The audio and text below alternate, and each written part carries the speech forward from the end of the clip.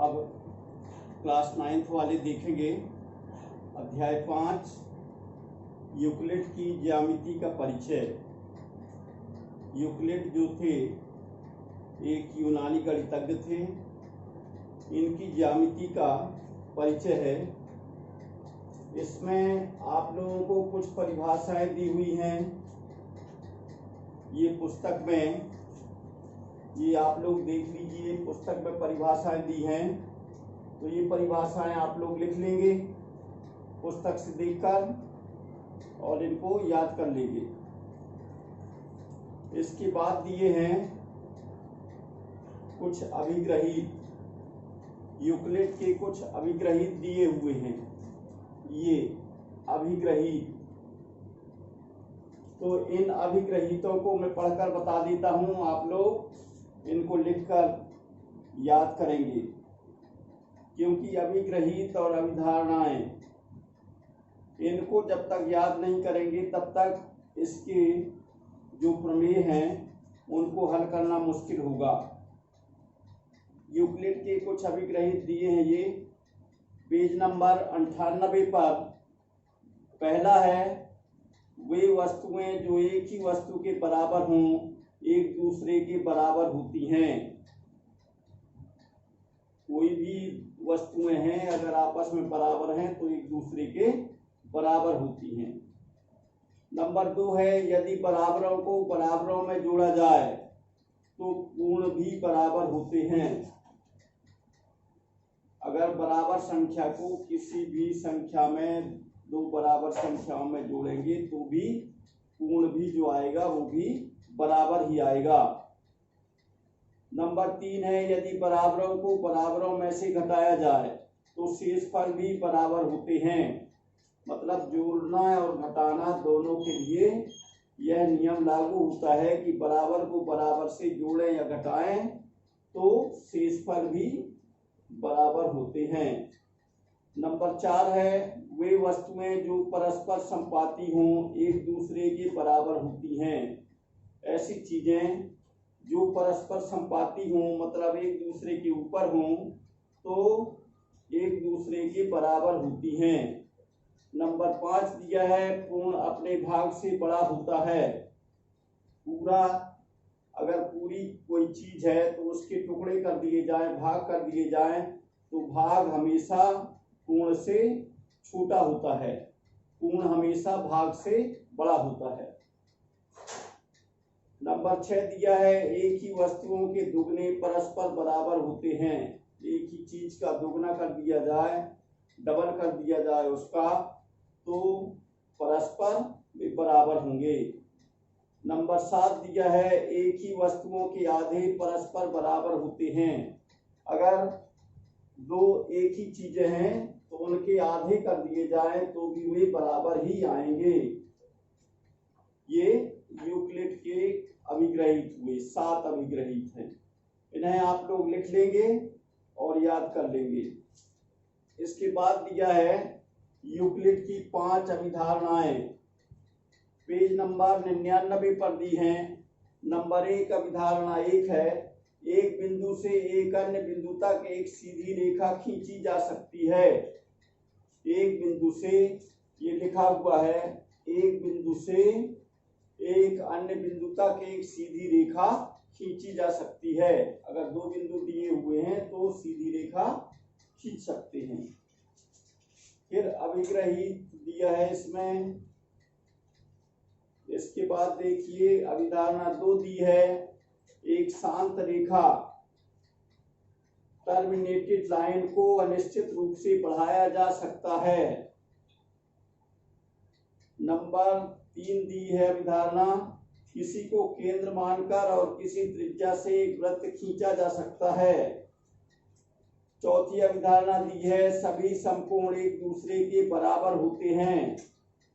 अभिधारणा 5 दी है, यदि एक सीधी रेखा 2 सीधी रेखाओं पर गिरकर अपने एक ही ओर 2 अंतःकोण इस प्रकार बनाए कि इन दोनों कोणों का योग मिलकर 2 समकोणों से कम हो, तो वे दोनों सीधी रेखाएं अनिश्चित रूप से बढ़ाए जाने पर उसी ओर मिलती हैं जिस ओर यह योग दो समकोणों से कम होता है। ये 5 अभिधारणाएं हैं। इन्हें आप लोग याद कर लेंगे और लिख लेंगे कॉपी में।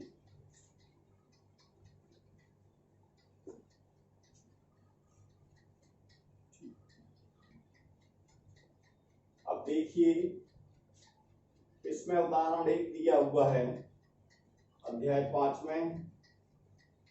ए और सी के बीच में बी एक बिंदु है।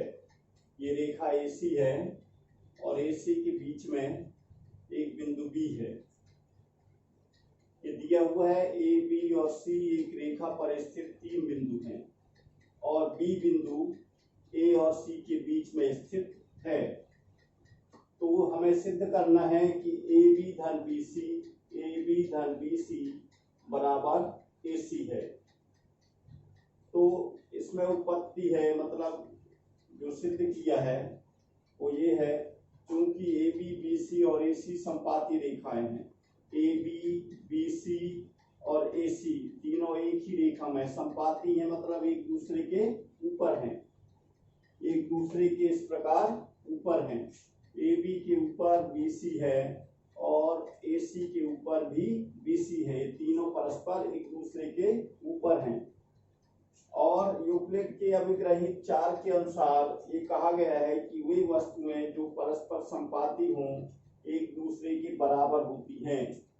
इसलिए हम कह सकते हैं कि ए बी धन बी सी बराबर ए सी। ए बी और बी सी दोनों को मिलाकर जोड़ दिया जाए अगर इनको, तो ए सी प्राप्त होता है। यही सिद्ध करना था।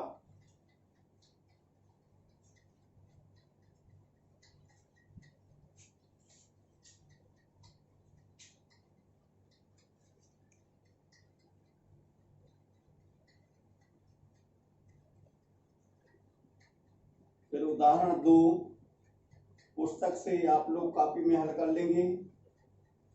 इसके बाद प्रश्नावली 5.1 दिया हुआ है। पहला प्रश्न है, निम्नलिखित कथनों में से कौन से कथन सत्य हैं और कौन से कथन असत्य हैं? अपने उत्तरों के लिए कारण दीजिए। तो इसमें सत्य असत्य लिख लीजिए इनकी अभिग्रहित और अभिधारणाओं के अनुसार और इनके रीजन लिख लीजिएगा। फिर देखिए, दूसरा प्रश्न दिया हुआ है, निम्नलिखित पदों में से प्रत्येक की परिभाषा दीजिए। क्या इनके लिए कुछ ऐसे पद हैं जिन्हें परिभाषित करने की आवश्यकता है? वे क्या हैं और आप इन्हें कैसे परिभाषित कर पाएंगे? तो इसमें ये पद कुछ दिए हुए हैं जिनकी परिभाषा लिखना है। तो मैं परिभाषा लिख के और चित्र बनाकर बता देता हूं, आप लोग अपनी कॉपी पर लिख लेंगे।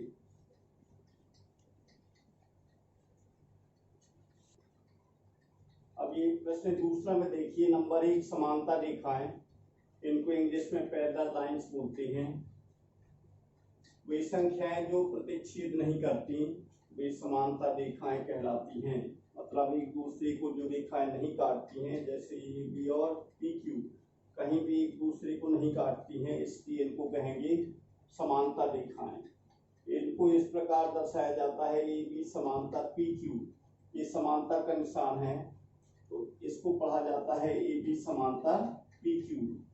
फिर नंबर 2 दिया है लंब रेखाएं, परपेंडिकुलर लाइंस, इनको इंग्लिश में कहा जाता है परपेंडिकुलर लाइंस। वे रेखाएं जो परस्पर 90 अंश या समकोण पर काटती हैं वे लंब रेखाएं कहलाती हैं। यहाँ देखिए, ए बी पी क्यू एक दूसरे को 90 अंश पर काटती हैं। 90 अंश का कोण बना हुआ है, 90 अंश का कोण बनाते हुए काटती हैं, तो ये लंब रेखाएं कहलाती हैं।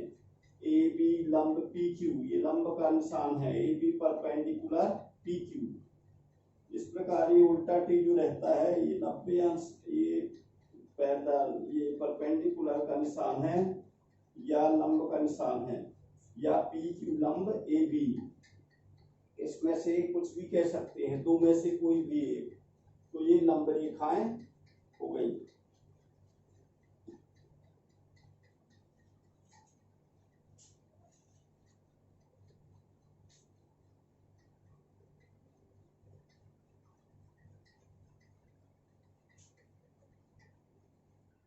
तो तीसरा दिया है रेखाखंड, लाइन सेगमेंट। दो अंत बिंदुओं वाला रेखा का भाग रेखाखंड कहलाता है। मतलब रेखा का कोई भी भाग रेखाखंड कहलाता है। यहाँ देखिए ए बी रेखा है, इसका भाग है ए बी, इसका भाग है पी क्यू, ये पी क्यू।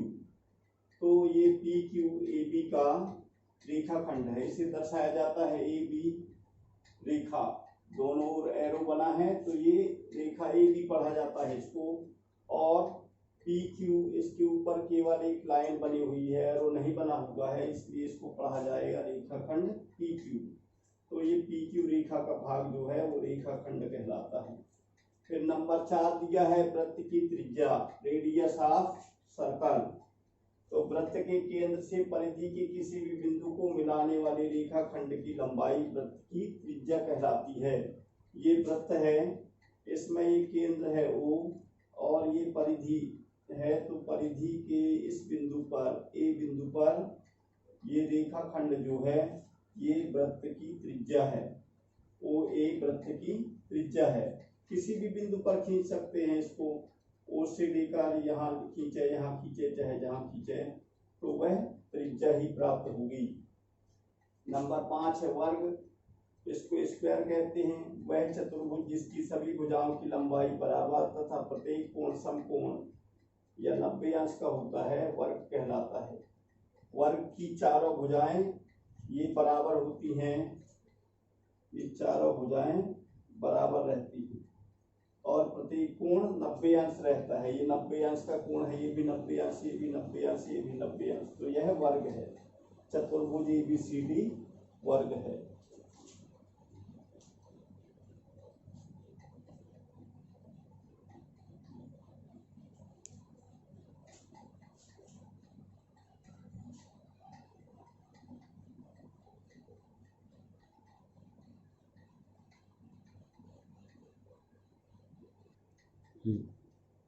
फिर तीसरा प्रश्न है, आप लोग स्वयं हल कर देंगे। इसमें नीचे दी हुई दो अभिधारणाओं पर विचार कीजिए, विचार करना है और इसको हल कर लेना है।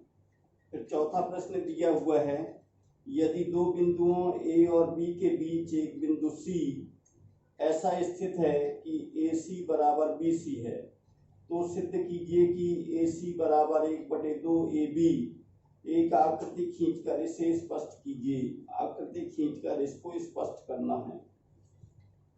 तो इसे देखिए, ये आकृति हमने बता दिया, ये बना दिया है AB, इसके मध्य में C बिंदु है, दिया है दो बिंदु A और B के बीच एक बिंदु C है। ऐसा है कि AC बराबर BC। सिद्ध करना है कि AC बराबर 1/2 AB। फिर उत्पत्ति है, क्योंकि AB बराबर BC ये दिया हुआ है, AC बराबर BC ये दिया हुआ है। फिर इसमें AC धन AC जोड़ दिया, दोनों में, दोनों ओर AC जोड़ दिया, तो AC धन AC बराबर BC धन AC। क्योंकि यूक्लिड के अभिग्रहित के अनुसार बराबरों को बराबरों से जोड़ा जा सकता है, तो हमने बराबरों को बराबरों से जोड़ दिया, AC को AC से दोनों ओर जोड़ दिया, तो 2AC और AC दोनों जोड़ दिया तो 2AC हो गया। और यहाँ BC धन AC, ये BC धन AC, इसको मिलाकर AB बन गया। तो AC का यहाँ 2 का यहाँ गुणा है तो यहाँ भाग हो जाएगा, तो AC बराबर 1/2 AB। यही सिद्ध करना था, हेंस प्रूव्ड